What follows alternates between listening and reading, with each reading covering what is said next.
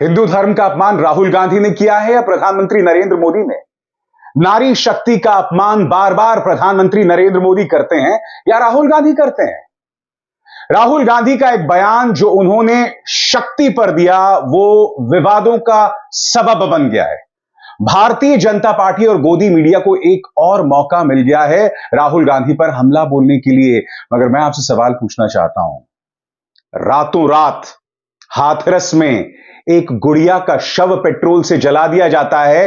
मां गिड़गिड़ा रही थी कि बेटी को हल्दी तो लगाने दो, मगर उत्तर प्रदेश की भाजपा सरकार ने वो भी नहीं करने दिया। जब हमारे पहलवान प्रदर्शन कर रहे थे तब पुलिस उन्हें घसीट रही थी।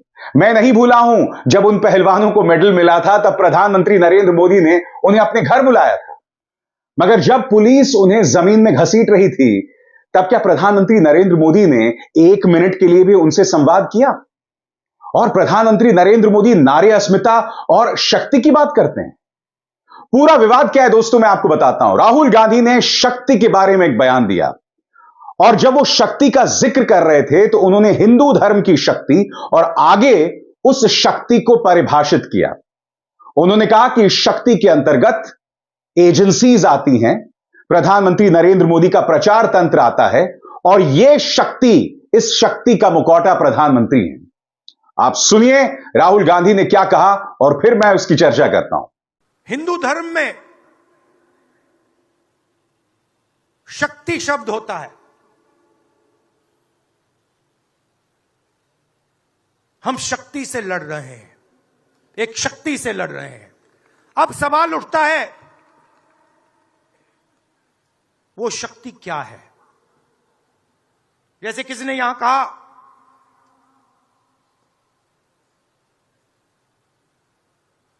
राजा की आत्मा ईवीएम में है। सही है, सही है। राजा की आत्मा ईवीएम में है।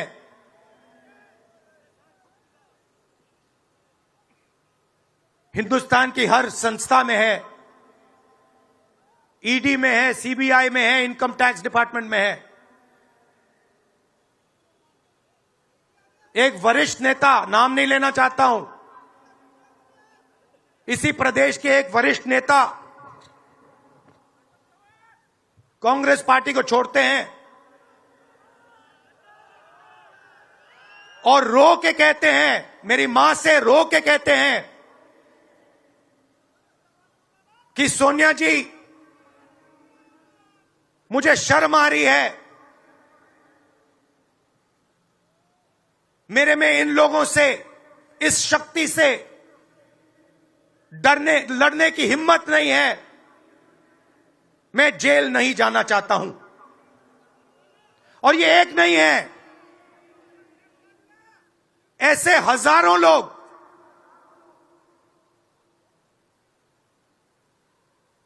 डराए गए हैं।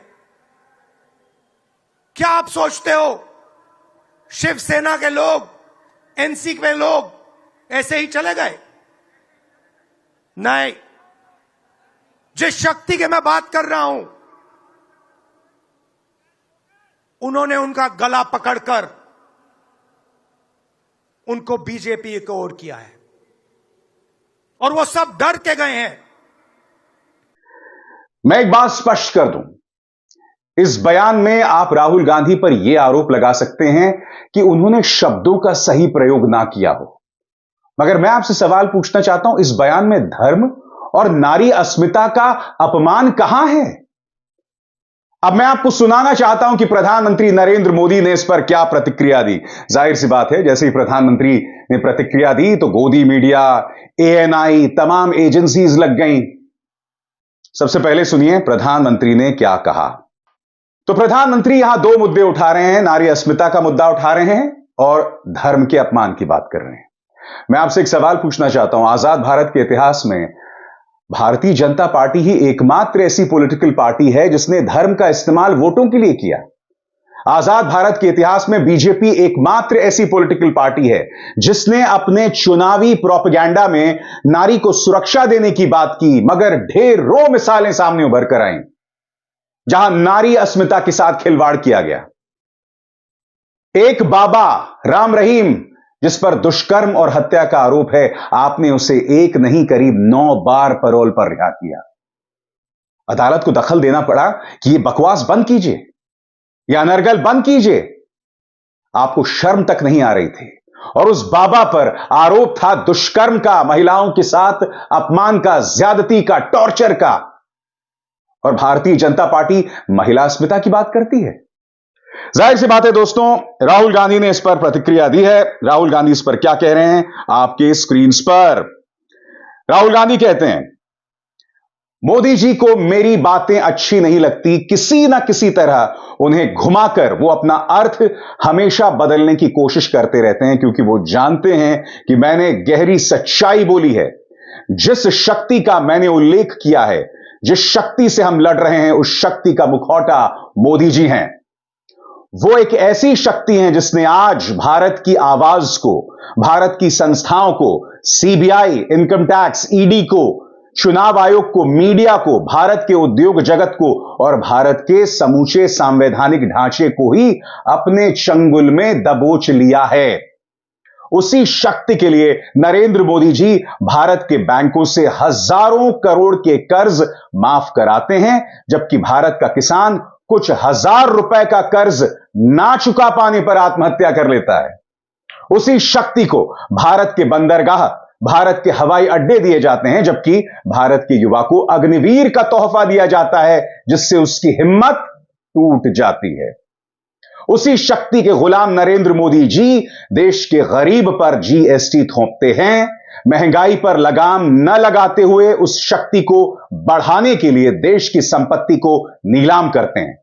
उस शक्ति को मैं पहचानता हूं, उस शक्ति को नरेंद्र मोदी जी भी पहचानते हैं। वो किसी प्रकार की कोई धार्मिक शक्ति नहीं है, वो अधर्म, भ्रष्टाचार और असत्य की शक्ति है। इसीलिए जब मैं उसके खिलाफ आवाज उठाता हूं, मोदी जी और उनकी झूठों की मशीन बौखलाती है, भड़क जाती है। हुआ क्या था दोस्तों, जैसे ही राहुल गांधी ने वो बयान दिया और उसके बाद प्रधानमंत्री ने अपनी प्रतिक्रिया दी। राहुल गांधी के बयान पर त्वरित मीडिया ने कोई प्रतिक्रिया नहीं दी। जैसे ही प्रधानमंत्री प्रतिक्रिया देते हैं, एजेंसी एएनआई हर किस्म के आदमी का इंटरव्यू करना शुरू कर देती है। गोदी मीडिया में डिबेट शुरू हो जाते हैं। एएनआई हर व्यक्ति का इंटरव्यू कर रहा था। एक वो कौन अवसरवादी है, आचार्य प्रमोद कृष्णन, जो आजकल प्रधानमंत्री के भक्त बन गए हैं। वो कहते हैं कि राहुल गांधी को समझ नहीं आता क्या कहना चाहिए। मैं प्रमोद जी से कहना चाहता हूं, आपकी मौजूदगी में प्रधानमंत्री ने खुद को कृष्ण और आपको सुदामा बताया था। आपकी मौजूदगी में चुनावी चंदे पर सुप्रीम कोर्ट का जैसा फैसला आया था, उससे प्रधानमंत्री इस कदर नाराज हो गए थे कि उन्होंने भगवान श्री कृष्ण का नाम भ्रष्टाचार से जोड़ दिया था। यानी कि एक ही पंक्ति में इन दोनों नामों का उन्होंने जिक्र कर दिया था। आचार्य प्रमोद कृष्णन से मैं यह पूछना चाहता हूं, तब आपके अंदर की धार्मिक संवेदनाएं कहां गईं? आप ही की मौजूदगी में माननीय प्रधानमंत्री ने खुद की तुलना श्री कृष्ण से कर डाली थी। सुनिए उनका बयान। और बात वहां नहीं रुकती है दोस्तों। हुआ क्या था, जैसे ही राहुल गांधी बयान देते हैं तो एएनआई ने, गोदी मीडिया ने, सभी जो धर्माचार्यों का इंटरव्यू करना शुरू कर दिया। सब ये कहने लगे कि राहुल गांधी को जेल में डाल दो, राहुल गांधी ने धर्म का अपमान किया है। प्रधानमंत्री नरेंद्र मोदी ने भगवान श्री राम की तुलना लाभार्थी से कर दी थी। और आप सब जानते हैं लाभार्थी कौन होता है। वो गरीब जिसे सरकारी योजनाओं से फायदा मिलता है। मैं आपसे पूछना चाहता हूं, अगर किसी और ने श्री राम की तुलना, लाभार्थी भूल जाइए, इंसान से भी की होती, तब क्या होता बताइए। सुनिए प्रधानमंत्री ने क्या कहा था। और मैं आपसे पूछना चाहता हूं, जब प्रधानमंत्री ने यह बयान दिया था, यह इससे पहले जिस तरह से उन्होंने खुद की तुलना श्री कृष्ण से की थी, तब इन धर्माचार्यों का खून क्यों नहीं खौलता? सुनिए उन्होंने क्या कहा था। एक समय था जब यही अयोध्या में रामलला टेंट में विराजमान थे। आज पक्का घर सिर्फ रामलला कोई नहीं, बल्कि पक्का घर देश के 4 करोड़ गरीबों को भी मिला है। तो कहने का अर्थ क्या है दोस्तों? प्रधानमंत्री नरेंद्र मोदी के पास लाइसेंस है हिंदू धर्म का अगर वो चाहें तो अपमान भी करें। नारी अस्मिता का तो भाजपा ने जो मजाक उड़ाया है उसका तो क्या ही कहना। मनोज तिवारी को दोबारा टिकट मिला है और मैं आपको बतलाना चाहूंगा, भोजपुरी गायिका नेहा सिंह राठौर ने उनके खिलाफ आवाज बुलंद की है। दरअसल ये जो गाना चल रहा है, इस गाने पर नेहा सिंह राठौर ने टिप्पणी की है। यह गाना मैं आपको सुना नहीं सकता हूं क्योंकि वो फिर कॉपीराइट स्ट्राइक आ जाएगा, मगर इसके बोल क्या हैं इसका जिक्र नेहा सिंह राठौर ने किया है और इस पर वो अपनी कड़ी प्रतिक्रिया जतला रही हैं। इसको दिखलाने का यह मकसद यह है कि जब प्रधानमंत्री नारी शक्ति की बात करते हैं तो उन्हें पता होना चाहिए कि वो किस तरह के लोगों को टिकट देते हैं। नेहा सिंह राठौर क्या कह रही हैं, सुनिए। आगे से डालब पीछे से डालब, न छोड़ब अगाड़ी पिछाड़ी, गायक मनोज तिवारी। डियर मोदी जी का परिवार, क्या यह गीत आप अपने असली परिवार के साथ सुन सकते हैं? अगर नहीं सुन सकते तो कहिए कि आपके प्रिय सांसद मनोज तिवारी जी एक निर्लज्ज और छिछोरे गायक हैं। अब मुझे गाली देना बंद कीजिए और जाकर अपने चौकीदार उर्फ चंदा मामा से पूछिए कि इन पर समाज में अश्लीलता फैलाने का मुकदमा कब दर्ज होगा। ये बेटी बचाएंगे आंखथू, कहती हैं नेहा सिंह राठौर। याद कीजिएगा दोस्तों, आसनसोल से किसको टिकट दी थी इन्होंने? भोजपुरी गायक पवन सिंह को टिकट दी थी। वो पवन सिंह जिन्होंने ढेरों ऐसे गाने गाए हैं जिसमें बांग्ला भाषी महिलाओं को माल बताया गया है। माल। क्या भाजपा सोचती भी नहीं कि वो ऐसे प्रतीकों को सम्मानित करती है जिनका नारी अस्मिता से दूर दूर तक कोई नाता नहीं है? मैं आपसे समझना चाहता हूं, रवि किशन हो, मनोज तिवारी हो, पवन सिंह तो चलिए वापस नाम खींच लिया, मगर रवि किशन, मनोज तिवारी, इनकी ढेरों ऐसी मिसालें हैं। जब ये एक्टर्स हुआ करते थे तो सिवाय फूहड़ता के इन्होंने कुछ नहीं किया और उस फूहड़ता में सिर्फ और सिर्फ नारियों का अपमान है। उस पॉलिटिकल पार्टी को नारी सम्मान, नारी अस्मिता के बारे में कहना शोभा नहीं देता जिसके नेता इटालियन बारबाला, 50 करोड़ की गर्लफ्रेंड, कांग्रेस की विधवा, जर्सी काऊ, इन तमाम शब्दों का इस्तेमाल करते हैं। लिहाजा भाजपा से और उनके प्रचार तंत्र को मेरी नसीहत, राहुल गांधी की राजनीति ना तजुर्बेकार हो सकती है, उसमें इनएक्सपीरियंस झलक सकता है, शब्दों का चयन इधर उधर हो सकता है, मगर आप भी जानते हैं कि जब राहुल गांधी शक्ति का इस्तेमाल कर रहे थे तो उसका तात्पर्य क्या था, उसके मायने क्या थे, उसको तोड़ मरोड़ कर आप पेश कर रहे हैं और प्रधानमंत्री ने उसे चुनावी मुद्दा बना दिया है। क्या इसका नुकसान राहुल गांधी को होगा? आपको ये समझना पड़ेगा दोस्तों कि ये जो राहुल गांधी का बयान है उसे आधा अधूरा छांटकर, मैंने तो आपको उसका पूरा बयान सुनाया, मगर राहुल गांधी के बयान का सिर्फ 15 सेकंड वायरल किया जा रहा है, सिर्फ 15 सेकंड व्हाट्सएप में से फैलाया जा रहा है। गोदी मीडिया सिर्फ इस 15 सेकंड के बयान पर तरजीह दे रही है, बिल्कुल उसी अंदाजे बयान में जैसा कि व्हाट्सएप पर आपको ये खबरें पहुंच रही हैं कि चुनावी चंदे में भाजपा ने कोई चोरी नहीं की, भाजपा को तो बहुत कम पैसा मिला है, जबकि मुद्दा वो नहीं है। मुद्दा है लीगल टर्म्स में क्विड प्रो क्वो, यानी कि तुम मेरी पीठ खुजाओ मैं तुम्हारी पीठ खुजाऊंगा, यानी कि तुम मुझे चंदा दो मैं तुम्हें धंधा दूंगा, मैं तुम पर रेड मारूंगा तुम मुझे चंदा दो। और सबसे बड़ी बात, 10 पॉलिटिकल पार्टीज ये जानकारी लेकर सामने आ गई हैं कि उन्हें किन औद्योगिक समूह से पैसा मिला, मगर भाजपा में इतनी भी हिम्मत नहीं है कि वो बता सके उसे किस किस से पैसा मिला। मैंने कई बार अपने मंच पर चुनौती दी है, दूध का दूध पानी का पानी हो जाएगा। आप बताइए कि आपने किन औद्योगिक समूह से पैसा लिया और फिर पता चल जाएगा कि उसके बदले में उन्हें क्या फायदा मिला, पता चल जाएगा कि क्या उनके मालिकों की गिरफ्तारी हुई उस चुनावी चंदे के बाद। कई इशारे मिल रहे हैं, लिहाजा ये तमाम बातें करना बंद कीजिए।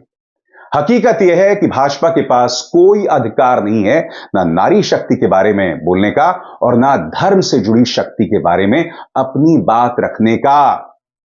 गिरेबान में झांक कर देखिए, आईना देखिए, क्योंकि इस आईने में जो आप देखेंगे वो बहुत सुखद नजारा नहीं है। अब इज़हार शर्मा को दीजिए इजाजत। नमस्कार। स्वतंत्र और आजाद पत्रकारिता का समर्थन कीजिए, सच में मेरा साथी बनिए। बहुत आसान है दोस्तों, इस ज्वाइन बटन को दबाइए और आपके सामने आएंगे ये 3 विकल्प, इनमें से एक चुनिए और सच के इस सफर में मेरा साथी बनिए।